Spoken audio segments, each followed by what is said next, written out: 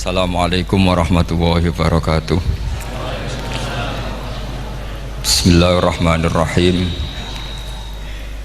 Tabarakalladzi nazzala al-furqana ala 'abdihi liyakuna lil 'alamina nadhira.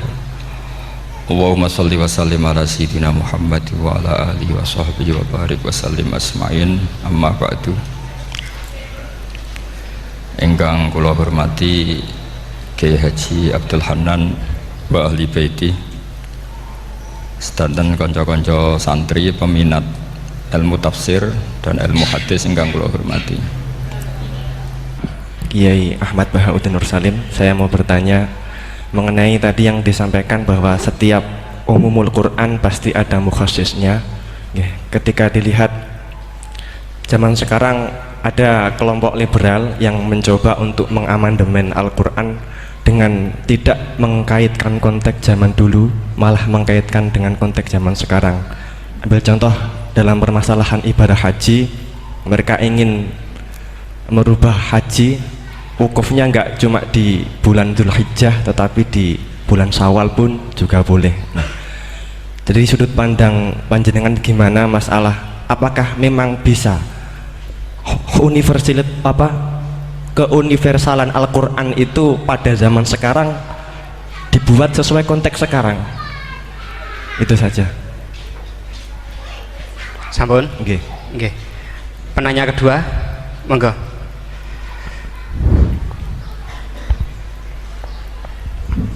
Assalamualaikum warahmatullahi wabarakatuh. Waalaikumsalam. Dumateng Yai, ini ada pertanyaan tentang penafsiran Al-Quran berdasarkan ilmu sains.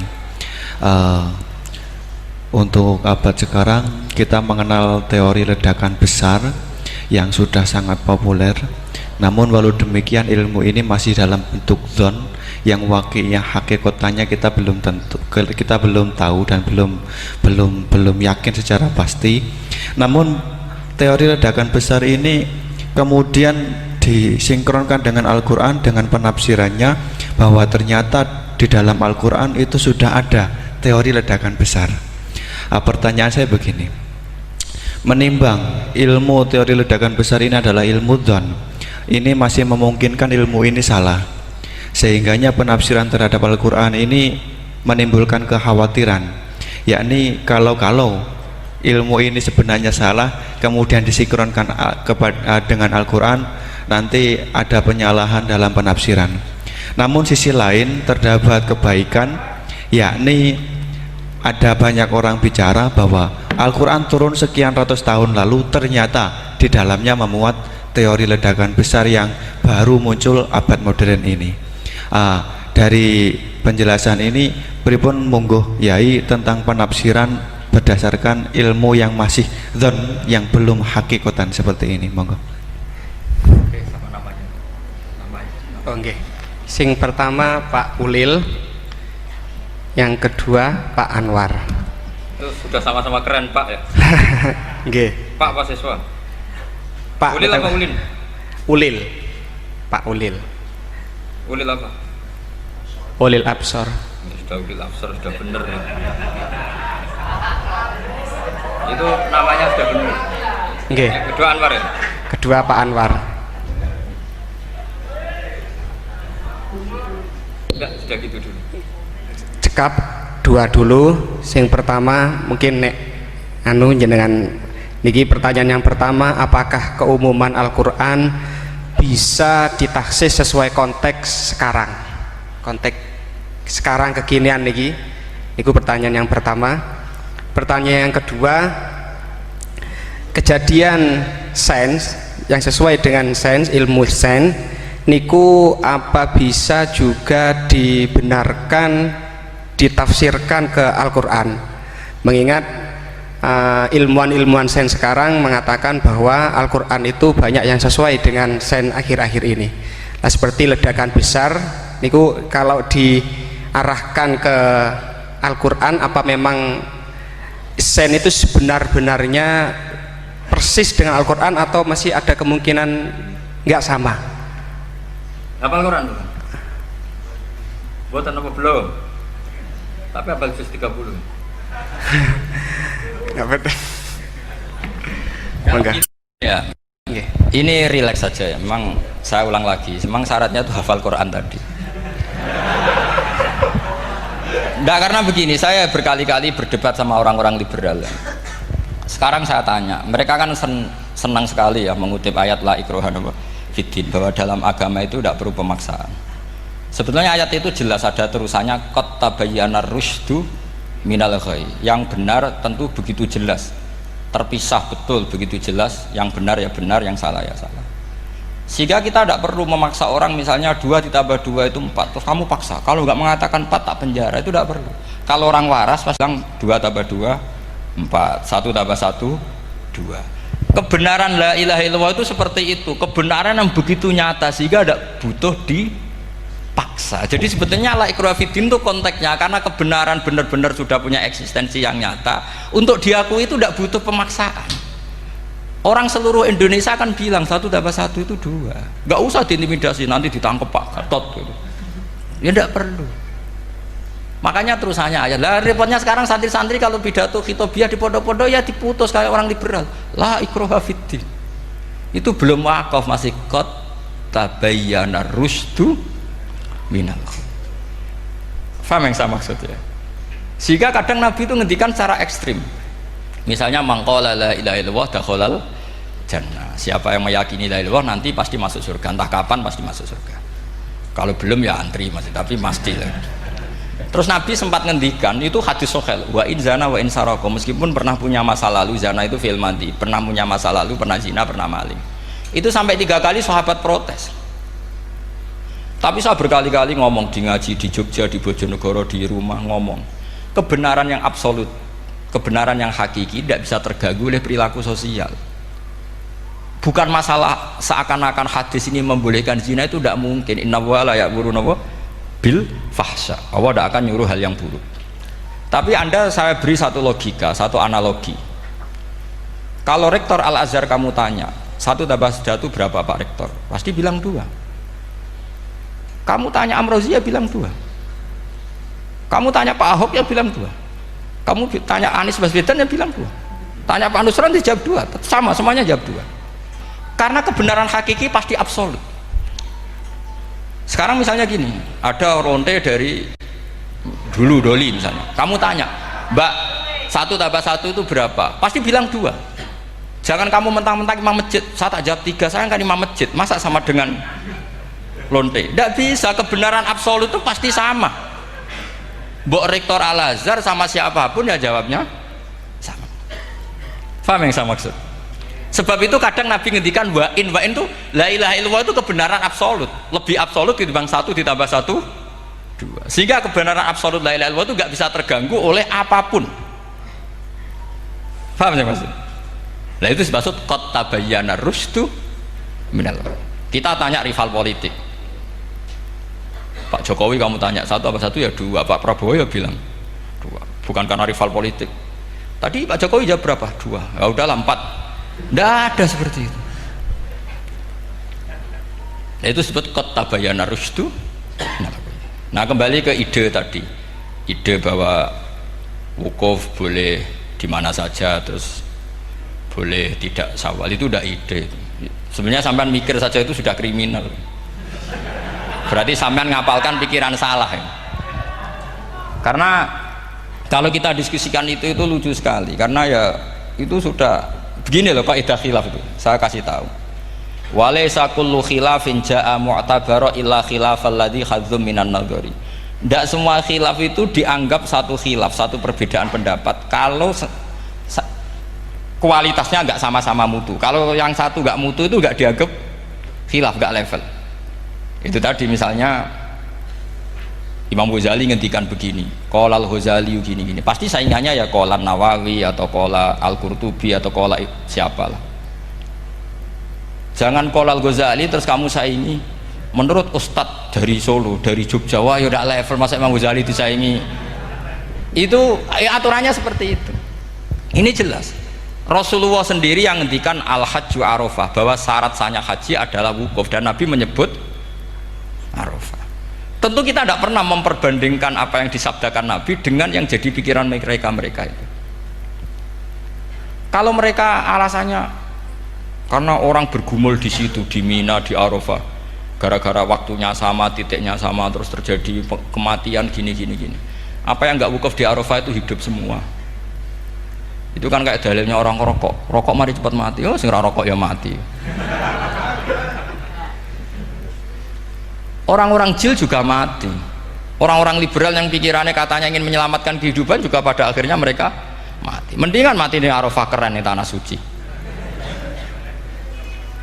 Bodoh usah begitu. Sebenarnya begini loh, mereka itu menjadi salah karena nggak mau ngaji fikih secara serius. Saya itu memang menyesal sekali ya, kenapa sih orang wukuf itu kok dongani suwira barbar itu memang sakiliane.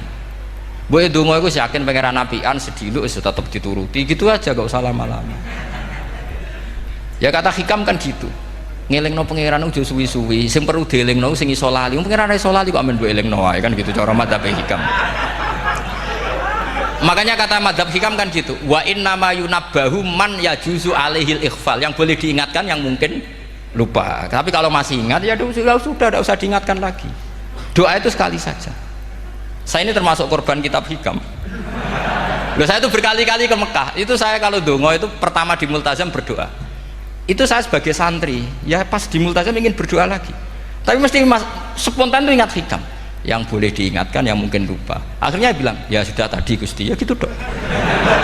Di putaran ketiga bilang tadi loh Gusti, ya gitu terus.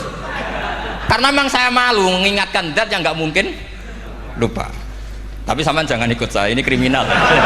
Ini termasuk sisi-sisi kriminal ilmu saya.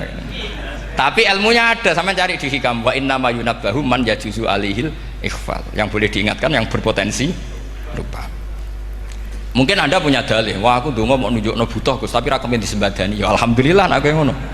Tapi tak pikir makom sampean tidak seperti itu, tetap kepengen disembadani.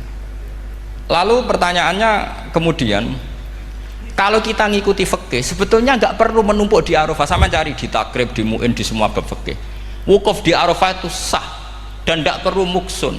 Walau mutarodidan, meskipun hanya jalan-jalan. Bahkan di Fathul Mu'in diberi walau lagi, walau fitolabi abidin.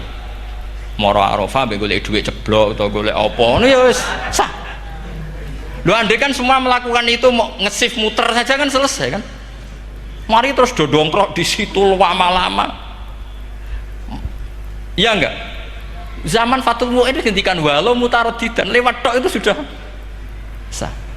Bahkan walau fitolabi abikan, meskipun tidak punya niat wukuf, pokoknya ke situ ya sudah nyari-nyari apa. Sing mari menumpuk gara-gara semua itu ingin ideal. Wah mumpung di Arafah, ngentekno Tegal, ngentekno sawah, wah sudah. Makanya kalau haji itu sama orang yang ngedol Tegal mesti seru itu, wah itu nangis. Haji be orang alim atau orang KBIH gak iso nangis karena malah badi kan, dia kan nggak pati iso nangis mesti itu.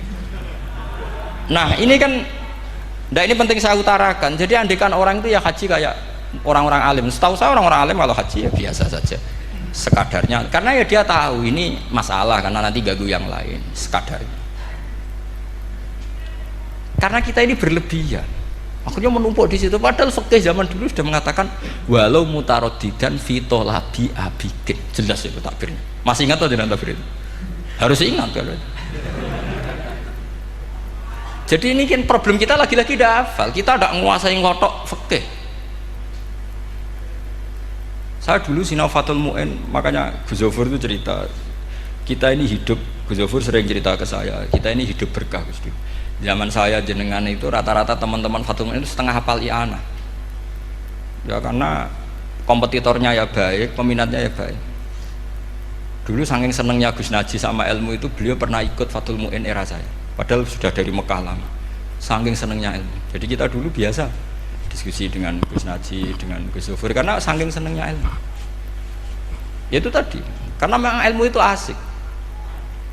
Tapi kita ini belajar fikih itu tidak seperti itu. Kita sudah kayak ya sudah kayak orang-orang yang nggak mau fikih. Wong nak ndonga ning Arafah gini-gini terus ya hanya gitu-gitu dok. Ndak mikir kalau ganggu orang lain itu begini kok kayak gitu. Itu satu. Jadi menurut saya sampean jangan pernah terlintas bahwa pendapat jil atau apa saja itu pendapat. Walaysa kullu khilafin ja'a mu'tabaro illa khilafal ladzi haddu minan nadhari. Tidak semua khilaf itu kita hitung khilaf kecuali yang kualitasnya sama. Kecuali begini, kualitasnya agak sama. Misalnya sholat jenazah. Sholat jenazah itu trennya kan mayit di depan, terus imamnya itu di belakang. Nah itu boleh, ada ulama mengatakan nggak apa-apa. Sholat jenazah, jenazahnya di depan, mayit imamnya di jenazahnya di belakang, imamnya di depan. Meskipun itu tidak lazim, tapi masih masuk akal. Itu tadi fa'innal janazah laisat bimanzilatil imam. Piye jenazah ora imam wajib kok ngarep. Alasannya apa? Loh itu udah orang liberal, itu kitab Mahalil. Kaul awal jenazah harus di depan, kaul sani tidak harus. Piye jenazah itu tidak imam. Coba alasannya di depan apa? Dia tidak imam. Kalau seperti itu masih khilaf karena sama-sama ulama. Dan khilaf ini dipraktekkan, tapi jangan di sini loh ya, ini jadi fitnah. Saman tak cerita nih, saman kalau haji itu tiap ba'dal maktubah ada sholat jenazah enggak? Enggak, saman jawab saja. Yang pernah haji, tiap maktubah kan ada sholat jenazah. Itu jenazahnya di depan apa di kamar mayat? Loh, itu bukan goib loh, orangnya masih belum dikubur. Enggak, saman jawab saja. Di kamar mayat, enggak semuanya dibawa ke depan. Artinya ada konteks tertentu, mungkin kauliku ya ono gunane dalam konteks Mekah karena orangnya banyak, sibuk, ora kober gawa napa? Jenazah. Tapi nak dalam konteks Indonesia ya suul adab. Wong keren pisan kok ngarepe kok ora oleh gitu loh. Jadi ya kalau kiai kan biasa kok ngarep keren. Misalnya jenazah wong awam kesempatan sak ngarepe kiai ya pas mati kowe kok ora oleh gitu. Jadi cara kula itu kan. Lah iya misalnya ana wong awam goblok mati. Jenazah dak kok nguri. Dadi yo ape dadi ngarepe kiai pisan kok ora oleh gitu loh. Jadi menurut saya itu. Tapi kalau kamu mengatakan ini fardhu ain, kalau enggak di depan enggak salah, alasan Anda apa? Ini itu udah imam. Yang wajib di depan kita ini kalau imam. Lah seperti itu khilaf. Ini cerita khilaf. Mutu, alasannya sama-sama mutu. Qailnya yang punya pendapat ya sama-sama mutu karena diceritakan kita mahali. Dan dipraktekkan di Arab Saudi, yaitu banyak jenazah di kamar mayat, tetap sholat apa? Jenazah. Gaib. Itu pernah saya praktekkan. Tapi sekali itu saja, mungkin tidak terulang. Pas kemarin Banafe Hajin. Banafe itu dekat jenazah itu tidak mungkin, banyak sekali. Gak sholat itu bengi-bengi tak anteni nganti jam 2. Dan saya akrab sama beliau, sering guyon sama saya. Sebelum meninggal tuh berkali-kali ya masih keluarga sama saya, jadi sering guyon. Dulu sering guyon sama saya. Ya aku sebenarnya tenanan ini sering ngandani saya gitu. Saya nggak ngira kalau mau wafat. Akhirnya saya itu ke masjid sama anak saya namanya Hasan. Acung nyelati Banafe. Pak kok nggak di depannya? Ya sudah ini darurat. Karena nggak mungkin mendekat beliau. Jadi ya itu tadi buktinya sholat gaib. Sholat gaib juga misalnya orang Kediri boleh nggak nyolati orang yang mati di NTT yang lebih timur, boleh nggak? Boleh, padahal mayatnya di belakang karena memang nggak imam. Lah kalau seperti itu khilaf, ini cerita kalau seperti itu khilaf meskipun agak-agak kontroversi tapi kualitasnya masih waras lah, masih bagus. Sampai kalau nggak percaya cari di Mahali di bab jenazah. Kalau mahalnya ada di Qalyubi, tapi jelas saya yakin itu ada. Saya tidak donan yakin ya. Kalau nu mulang, ya mulang terus tidak punya masalah ingatan. Jadi ingat betul kalau takbir itu ada. Gitu. Jadi saya ingat betul kalau takbir itu ada. Nah terus pertanyaan kedua dari Kang Anwar tadi itu memang problem ya. Tapi itu bisa diatasi lewat seni menulis. Biasanya kalau seorang penulis, apalagi di Indonesia itu kan gampang sekali. Kalau kata itu bisa bias atau majas kan bisa dikasih tanda kutip, dikasih tanda apa? Kutip. Itu memang nyata ya. Saya pernah berdebat berkali-kali lah. Saya kan satu tim ya dengan Pak Zaini, dia seorang profesor, juga pernah tanya Gus Wafi, putrane Mbah Mun saat di Syria. Zaman itu saya Ramdan Al-Guti masih hidup. Saya itu punya komunitas dokter. Ini cerita nyata ya. Yang dia tanya gini, Pak Bahak, kita ini ahli embriologi. Dan tidak pernah ada ceritanya ada segumpal darah dalam proses embriologi. Yang ada itu sekian zigot yang berhasil nempel di dinding rahim itu nanti yang jadi janin. Jadi kalau kita ngaji ada segumpal darah itu menjadi aneh bagi kita karena proses itu tidak ada. Ya saya jawab ya enteng saja. Ya kan yang bilang segumpal darah itu kiai kan tidak Quran. Makanya benar Kang Anwar tadi yang ngomong itu mufasirnya atau kiainya yang nerjemah. Kalau Quran hanya bilang min alakin. Iqra bismi rabbikal ladzi khalaq khalaqal insana min alaq. Alaq itu kan dari kata alaqa ya'liku alaqon, sesuatu yang nempel itu namanya alaqah. Makanya di Alfiyah ada wa ulqatun hasilatun, ulqah itu sesuatu yang terkait atau yang menempel. Sehingga ya pokoknya kalau alaq itu artinya tidak harus segumpal darah, bisa sesuatu yang menempel. Sama cari di kamus, dicari sama dia kamus. Alika ya'liku menempel. Oh, ya oke Bapak, enggak masalah. Nah, lalu kalau kita memaksakan itu bukti ilmiahnya Quran, ya resiko juga. Nanti ada penelitian yang berbeda. Makanya kita bisa memanfaatkan tanda kutip. Kalau lafadz itu majas, atau kata itu majas, kalimat itu majas. Atau kita menganalisis secara balaghah min jinsi dzalikat dam. Misalnya begini. Saya kalau sedang benci Anda, saya akan bilang kamu itu membawa WC. Wong tak melete gawa WC ngalor ngidul. Karena di perut kita memang ada kotoran. Berarti kita ini WC yang melaku ngalor ngidul. Oke, itu saat kita benci manusia. Coba sampean lihat di kitab tasawuf. Faqih fatatakabbar wa anta kanafun minal aknam, kan disebut kamu kok sombong, kowe iku WC melaku. Tapi nanti kalau kamu ngaji di alam rohani, kamu disebut laqad khalaqnal insana fi ahsani taqwim. Artinya bisa saja alakin ini benar-benar maknanya segumpal darah. Tapi dalam konteks manusia, jenis kamu adalah jenis segumpal darah, bukan dalam proses embriologi mengalami segumpal darah.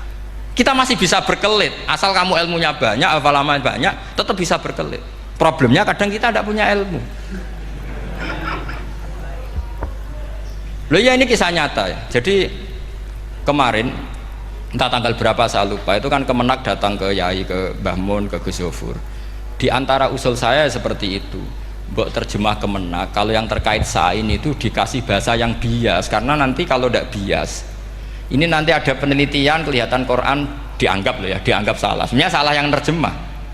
Atau kita yakin sesuai ilmiah, ternyata suatu saat ada penemuan yang berbeda. Kita bisa manfaatkan tadi seni menulis tadi, misalnya tanda kutip atau dipakai kata bias.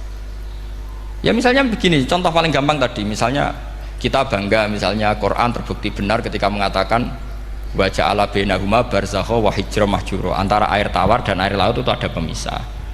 Kita mungkin ya setuju nyari-nyari ayat tentang Big Bang, tentang apa ledakan yang dahsyat. Tapi apapun itu teori itu bisa iya bisa tidak. Nah itu kita bisa manfaatkan tanda kutip. Atau seni pakai lughat. Saya beri contoh seni lughat begini. Keyakinan santri yang di sini, yang di kewegean sini, makhluk itu yang terkenal kan 3, manusia, jin, terus setan. Sudah kan 3 itu. Keyakinan sampean manusia dengan jin sama apa enggak? Beda kan, katanya beda. Terus jin dengan setan itu beda apa sama? Enggak, sampean jawab. Beda, rata-rata santri fikih bilang beda, karena jin itu bisa mukallaf, bisa sholat, bisa enggak. Kalau setan pasti enggak sholat. Tapi pecinta orang sholat dia, kalau orang sholat datang penggemar dia, mau ganggu. Nah sekarang pertanyaannya gini, lalu ketika para ulama mengatakan jin dan malaikat itu beda, jin dengan setan beda, tapi di Quran itu ada loh ayat fasajadu illa iblis kana minal jinni fafasaqa an amri rabbi. Jelas ayatnya di surat Isra kalau nggak salah tuh, kana minal jin, karena ono sopo iblis iku minal jinni. Padahal tadi Anda yakin iblis dan jin itu tidak sekategori, tapi ayat itu karena minal jin. Caranya gimana? Gampang, sama cari di tafsir Baghawi atau tafsir Ibnu Katsir. Caranya adalah dianalisis secara lughat. Sesuatu yang nggak kelihatan atau yang gelap disebut jannah. Misalnya malam, kata Quran apa? Falamma janna alaihi lailu ra'a kaukaba. Karena malam itu gelap disebut jannah. Orang yang gila karena masturul akli disebut majnun. Karena madatul kalimah sama-sama jinnun. Madatul kalimah kan sama kan? Jim nun musyaddad berarti jim nun nun. Saya ulang lagi ya. Kalau malam disebut falam majanna alaihi lailu. Kalau orang masturul akli disebut majnun. Orang dalam kandungan disebut janin. Kullu dzalika yusamma bidzalik li'annahu mastur. Semua dinamakan itu karena mastur, tidak kelihatan. Nah, sekarang sampai tak tanya, iblis itu kelihatan apa enggak? Ndak, berarti kalau kana ana sapa iblis minal jinni setengah barang sing ora ketok. Kecumanane minal jinni kelompok jin. Nanti kamu masalah dengan kiai Anda meyakini, "Lho jin kok iblis?" Beda. Jin iku iso ngaji. Ya gampang saja. Kalau jin yang sakolen ya jin yang bisa Islam bisa kafir. Tapi kalau kata jin yang dalam ilah iblis, kana minal jinni ay minal masturin. Faham yang saya maksud? Tetap bisa ada solusinya. Makanya ngaji itu jangan hanya Ibnu Katsir. Ibnu Katsir itu beliau hanya menjawab lewat riwayat. Beliau jarang bermain di lafadz. Tapi kalau sampean ngaji kayak tafsir Baghawi, kayak tafsir apa itu, subhanallah, ya Baghawi terus Bedawi, itu nganalisnya sering pakai lafadz dan itu menjadi mudah. Misalnya lagi begini, sholat kita ini ya sholat yang muftatahatun bitakbir, muftatamatun bitaslim. Tapi kita secara lughat jelas as-sholat lughatan ad-du'a.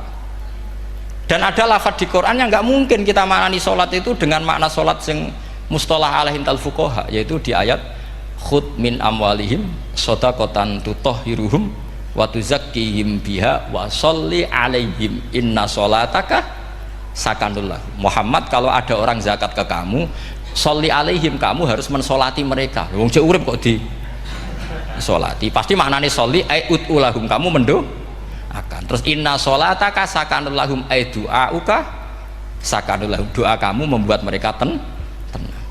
Faham saya belum maksud? Lagi-lagi kita, kalau anda janggal secara ilmiah, ya sama seperti misalnya katanya bumi menurut Quran itu diciptakan dalam masa 6 hari, padahal menurut teori Big Bang sekian juta tahun. Lo yaumin itu maknanya tidak harus 24 jam. Kullahinin bisa disebut kullah yaumin. Buktinya ayat yas'aluhu man fis samawati wal ard kulla yaumin huwa fi sya'an.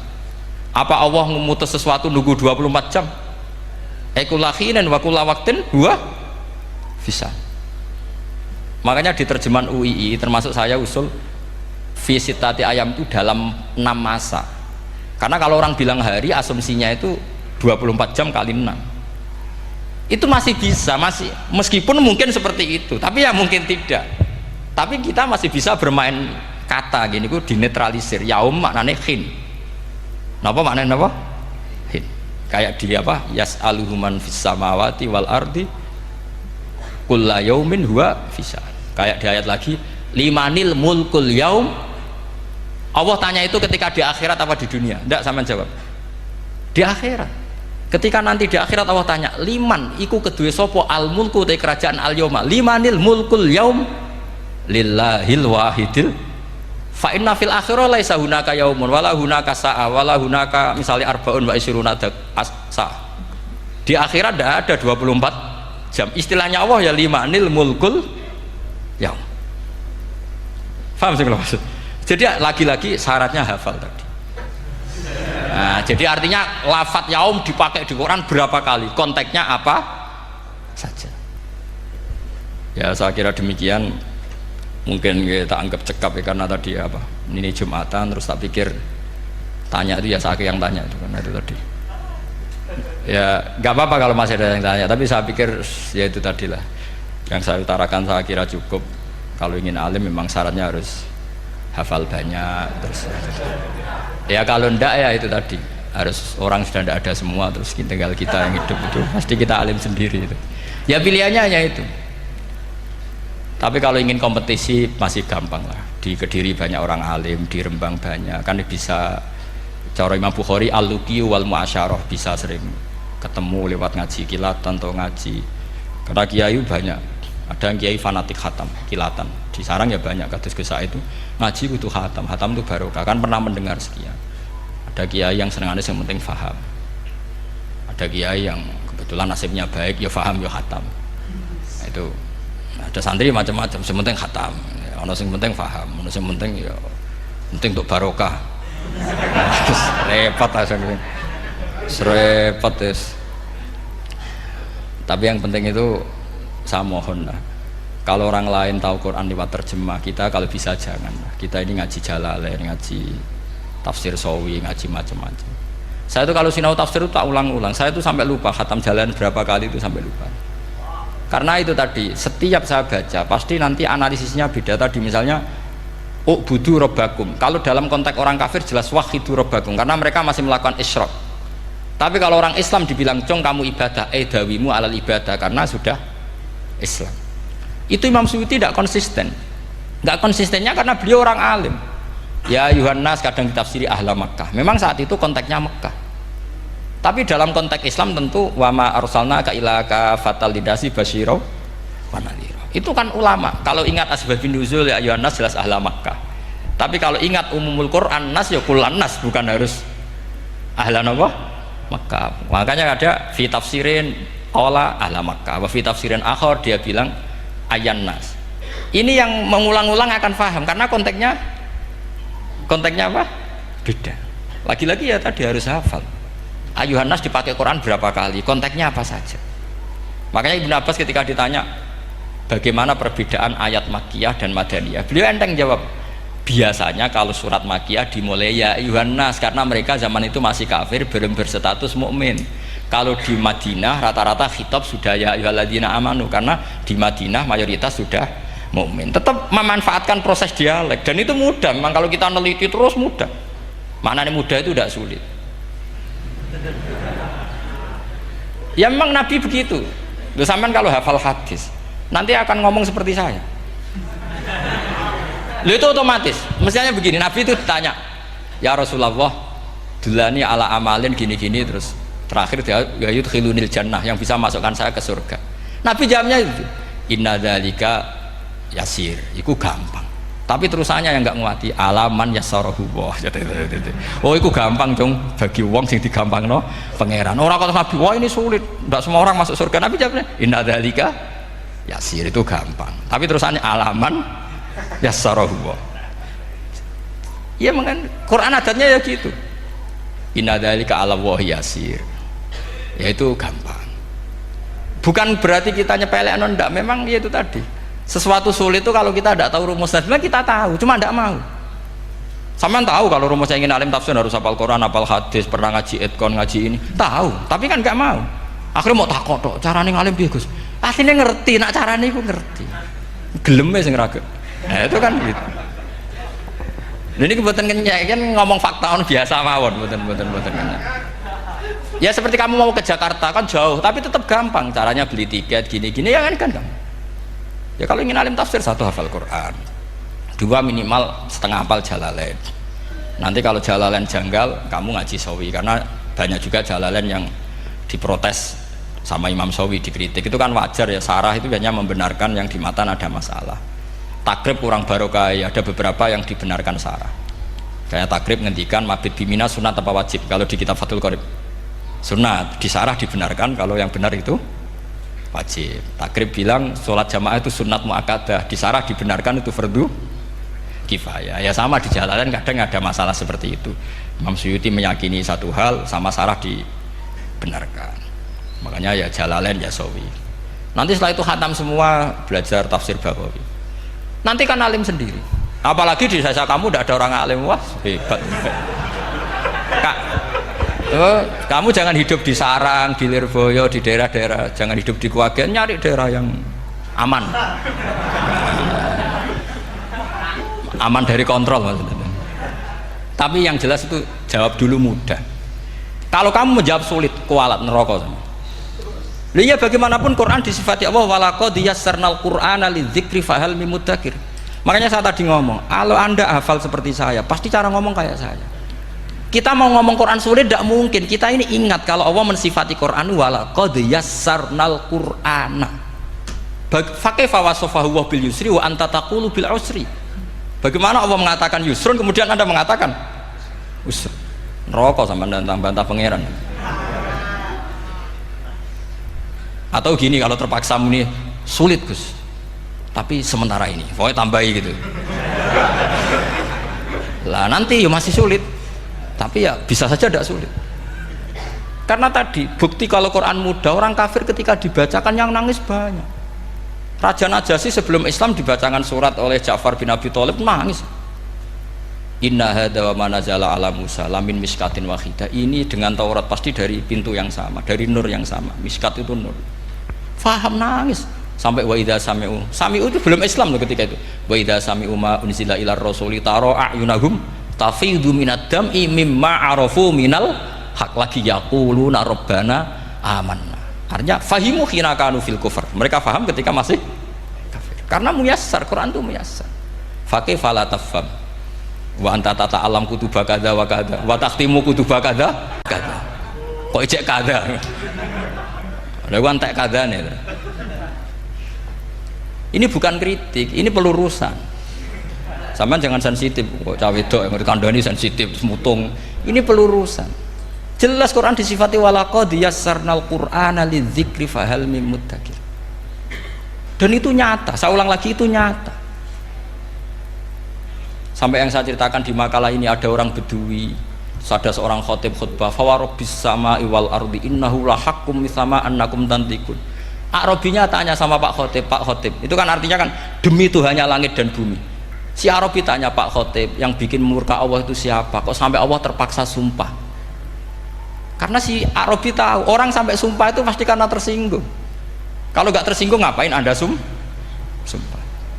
Dalam kehidupan sehari-hari kalau kita sampai sumpah itu karena tersinggung. Kita ditagih orang bisa, sesuk tak sahur, ditagih lagi bilang kita tak sahur. Nah, serap percaya banget, wallahi sesuk tak sahur. Kalau orang sumpah itu karena tersinggung. Ternyata betul. Sampai cek di Quran, kalau Allah memulai surat dengan sumpah, pasti terusannya Allah itu duka atau marah karena sumpah itu untuk yang tersinggung. Makanya di Balaghah diterangkan, kalau kaidah normal, kondisi normal, kamu harus bilang Zaidun qaimun. Kalau mukhatab ada indikasi tidak percaya, kamu bilang inna Zaidan qaimun. Kalau selalu kelihatan tidak percaya, kamu harus bilang wallahi inna Zaidan laqaimun. Ya enggak di ilmu balaghah. Lah iya itu kan Arabi saja paham. Kamu yang ngaji Jahrul Makno tidak paham kan aneh. Makanya itu penting itu. Nah, lagi-lagi walaqad yassarnal qur'ana lidzikri fahal mim muddakir. Nggih doa ini bagian ustaz sing pun khusyuk niki kan donga ning kersane niki. Ampun kula nggih.